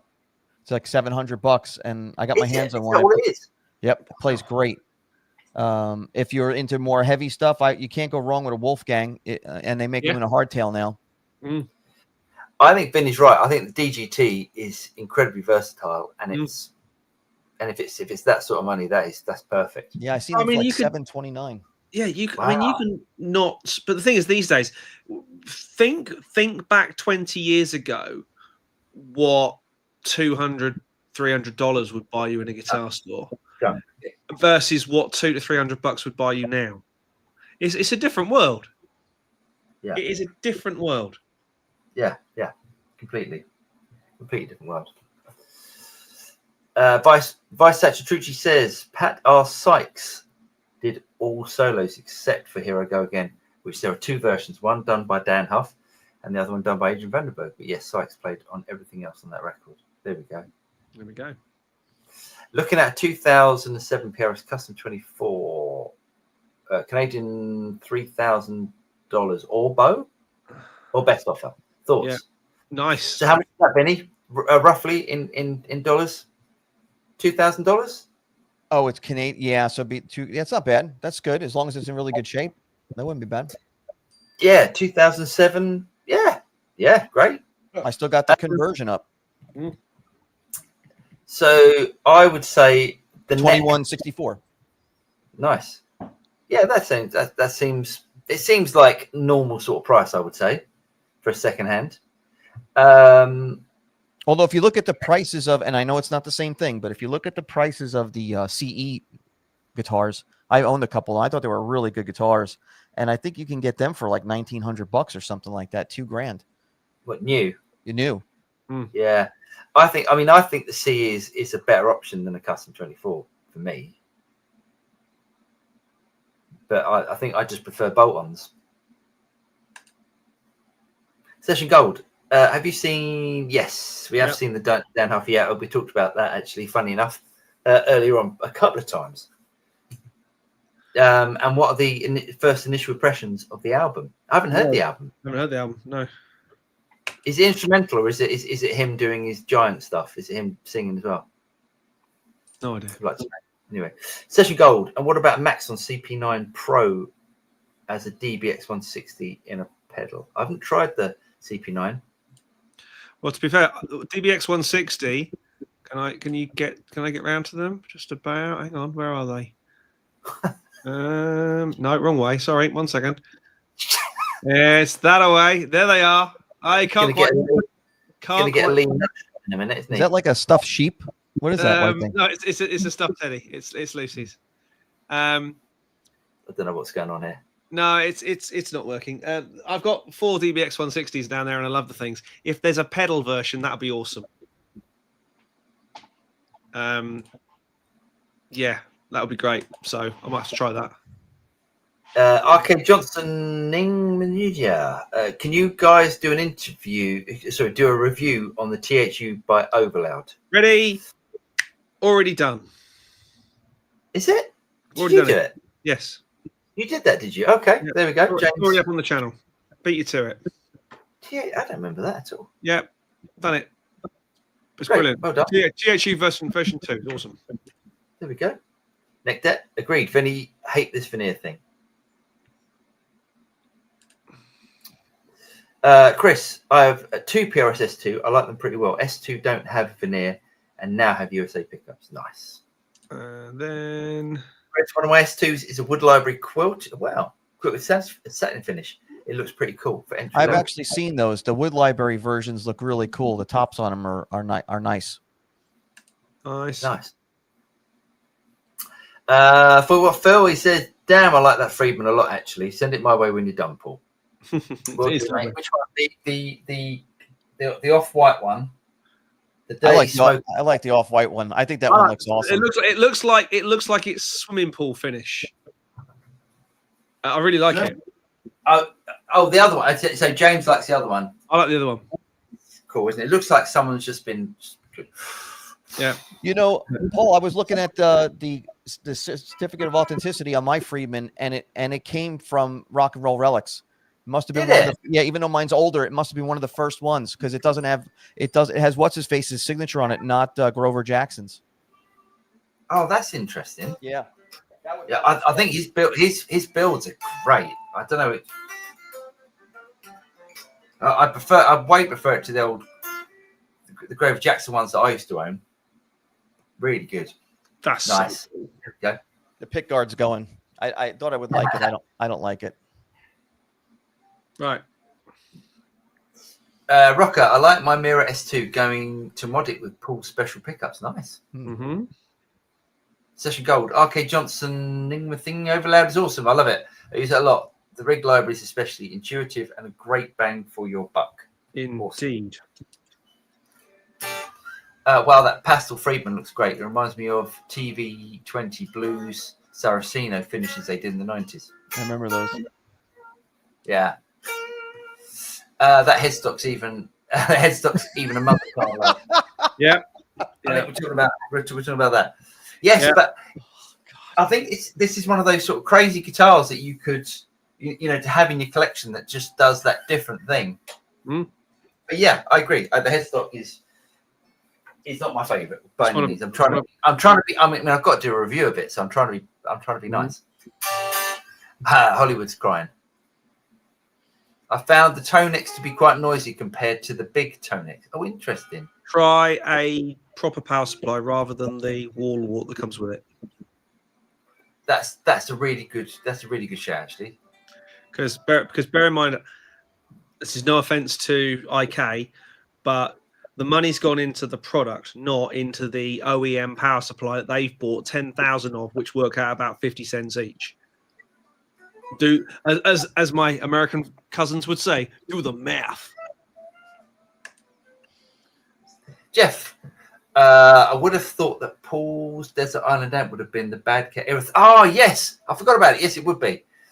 Mine's due to arrive next month. There will be one of the first 6 in Australia. Oh, you're very lucky. That is such a great amp. Yes, that would be my Desert Island amp, actually. Chris, Cheers, Paul. Question last week. Check the back of my AC15. Can switch to 8 ohms so I can get a tube amp expanded core, which is 8 ohm only. Thanks again. Or anytime. Do you know, I did have a look, actually. We had a look at the back, didn't we? Yeah. So I did say in our video that if it's, say you've got something like an AC15, and I did check, and you can switch it down to 8 ohms. That EVH 15 watt, then see what else they have. Lots of good brands make decent stuff these days. Even Blackstar are good for the money and Laney. Yeah, that's true. Pete says, Seymour Duncan hot chicken pickups are a nice set. Nice. That's a nice guitar you got there, mate. Like that. Paul Waller, I want to upgrade my made in Mexico Strats HSS pickups. I use it for studio use only and want to get great Strat Telly bucket tones. Recommendations. HSS. Well, I mean, I sound like I'm bigging Ron Ellis pickups up because I've just got my Tyler back with the Ron Ellis pickups. But they're expensive, but they're really good. Sir pickups are great, I think, for an HSS. Yeah. Chesney, I am the one and only. There we go. Yeah. That would be his song, I'm guessing. Yeah. Good choice. Or Boom Boom Shake the Room. What about Baby Got Back? What, Baby Shark? Baby Shark, yeah. Baby Shark would do it. No, I like Big Butts. You might as well add Despacito in there because it's Despacito and Baby Shark have had like billions and billions of views. Oh, don't even get me started with that show. I can't be responsible for my actions when I hear the lyric "Pump It Up, Prince." Have any of you tried the Fender Coma Strat, the Landau Signature? If so, what do you think about it? I haven't tried it. I can't get past the cutaway, the trem. Yeah. Trem nice choice, James. Anything with Cornell on pipe duties works for me. Yeah, Chris Cornell was. Oh, what a vocalist! One of the greatest things ever. I don't use IK power supply. The Tonix one is powered by the Fender engine room power supply. I just find it really noisy. Well, the engine rooms are good. Yeah, it's a good power supply. No. Thanks, Paul. Anytime, Paul. Right, we're there, and we've got some good ones tonight. This is truly monumental stuff. It's time for Stupid Comment of the Week. And we've got two. This is the first one. This harks back to Paul's love of all things Rickenbacker, to do my best Danny Sapko impression.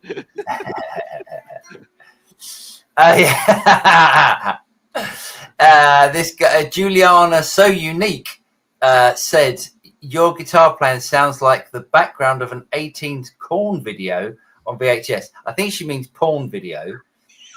No, I preferred Korn video. Unless she means like Korn, the band. That's with a K. That's with a K, yeah. Yeah, I think she was going porn. I think she was going porn. So I've just replied, I finally reached my goal. I mean, the Rickenbacker crew are very vocal, aren't they? I reckon if I went to a Rickenbacker convention, I would be lynched. I think you would stand as long at a Rickenbacker convention as Jeremy Clarkson would at a Vauxhall showroom. I just find it odd that the P and the C on the keyboard are nowhere near each other. So I don't. Maybe it changed it. Like she's got some sort of child lock on her thing that stops it from typing porn. Or maybe she's not on a QWERTY keyboard. Maybe she's on an AZERTY keyboard or some other language. It could be. So this one, do you know, this is like when you worked in a music shop, right? And everyone plugged into amps with headphones. You were trying to talk to someone, and all you hear was. Oh, sorry. Apologies. I didn't think you could actually hear me because it's. Yeah, we can. This one's hilarious. I mean, this is the most angry I think anyone's ever been on one of our videos. Nelson Sus, I can't even pronounce that. So this is about the Digitech hammy pedal, hammy James calls it. He said, "What a repulsive and immoral fake! Deeply revolted from a 74-year-old progressive and avant-garde solo electric guitarist and composer of instrumental guitar pieces." See, I already know that I don't listen to his music. I thought Robert Fripp had commented on one of ours for a minute. No, I think it's even more. Okay, instrumental guitar pieces who came from the 60s and the 70s and the 80s. Came from the 60s. It came from the 60s, but lived through the 70s and the 80s, I think is what it means. Yeah. When everything was authentic and really played. Not just really played, but really played. Yeah, it's amazing. Okay. And now we have breast implants and nobody's complaining. Why is this guy mad about the future? I don't understand. I think he thinks that the Digitech hammer-on pedal it can basically play itself, and it's not designed to replace the guitar player. It's designed to create interesting pitch things. Pitch things have been done for ages. That's like saying a whammy pedal is. Yeah. I mean, I bet he loves a whammy. Being avant-garde, I reckon he just goes like that all that just for the whole song. Man, there's some hate there. Do that effect again. That was great. I want to sample that for my phone ring. Yeah. I mean, if you don't like it, you can vote with your feet. So Nelson saw Sasarasu to 2751. Do one, quite frankly, and those were stupid comments of the week. There we go. Ladies and gentlemen, we got to the end. Maybe it's just tech. Maybe that's why that guy's mad. Yeah, maybe. He's avant-garde. He can't be. He's not conforming. He's not conforming. I don't. It sounds like the perfect pedal for him. Yeah, I mean, he probably had a rack of Digitech and ART gear in the 80s and 90s to rival Robert Fripp. Is Robert Fripp having? Robert Fripp's more prog. I think. Robert Fripp. God, I can't imagine. Yeah. I guess you can. Pretty out there. I mean, don't get me wrong. He married Toya. Props to the man, but. As always, it's been an absolute pleasure to spend an evening with you guys. Thanks to Vinnie for joining us. I mean, an honorary rat. We'll get the tattoos in January. That'd be awesome. Paul's flying solo next week because I will not be here. I'll be on my holiday. Well, Vinnie might be about, and thought what Phil might be about. So we'll see. Yeah, we'll keep Paul under control. You'll be left in good hands. Have a great week, everyone. Have a great weekend of gigging and whatever you're doing. Take care. Stay safe. Much love to everyone. And they'll see you next week, and I'll see you in a couple. Take care, everyone. Good night. Cheers, guys. See you.